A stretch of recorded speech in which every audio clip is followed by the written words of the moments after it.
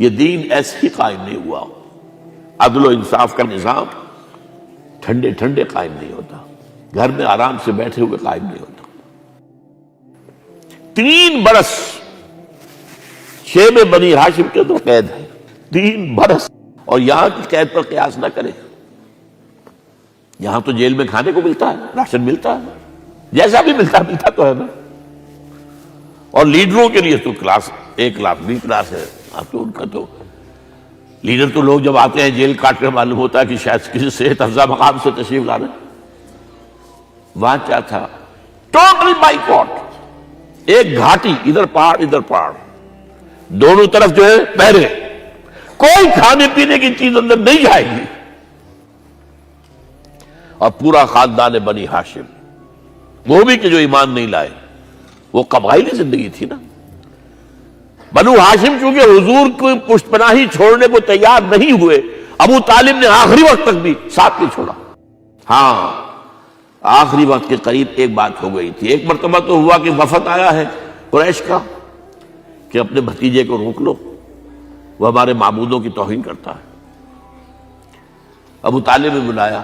آپ نے فرمایا چچا جان اب تو چاہیے میرے ایک ہاتھ پر سورج اور دوسرے پر چاند رکھ دے، میں اپنے اس مشن کو چھوڑ نہیں سکتا. یہ ہے استقامت. اور ابو طالب کے عین انتقال کے وقت جو معاملہ ہوا، جب وفد آیا ہے کہ ٹھیک ہے اب ہمارا جو ہے صبر کا پیمانہ لبریز ہو گیا ہے، اب ٹھیک ہے آ جاؤ میدان میں، تم بھی ساتھ چھوڑنے کو تیار نہیں ہو. ابو طالب نے بلایا حضور، بھتیجے مجھ پر اتنا بوجھ نہ ڈالو جو میں برداشت نہ کر سکوں. حضور کی آنکھوں میں آنسو آ گئے. چچا جان اب تو یا یہ بات پوری ہوگی یا میں اپنے آپ کو ختم کر دوں، اسی میں ختم ہو جاؤں. 12 شیب بنی ہاشم میں 3 برس اس حال میں گزرے ہیں. ٹوٹل بائیکاٹ، کوئی کھانے پینے کی. کچھ لوگ تھے شریف النفس، مثلا حکیم بن حزام تھے رضی اللہ تعالی، اور بعد میں ایمان لے آئے. حضرت خدیجہ کے وہ رشتہ دار تھے.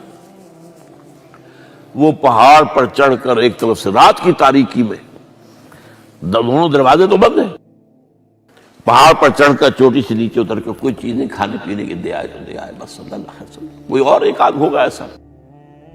یہاں تک نوبت آئی ہے کہ بنی ہاشم کے یہ پھول جیسے بچے معصوم بھوک سے بلبلا رہے ہیں، اور اس کے سوا کچھ نہیں ہے کہ سوکھے چمڑے ابال کر اس کا پانی ان کے حلق میں ٹپکا دیا جائے.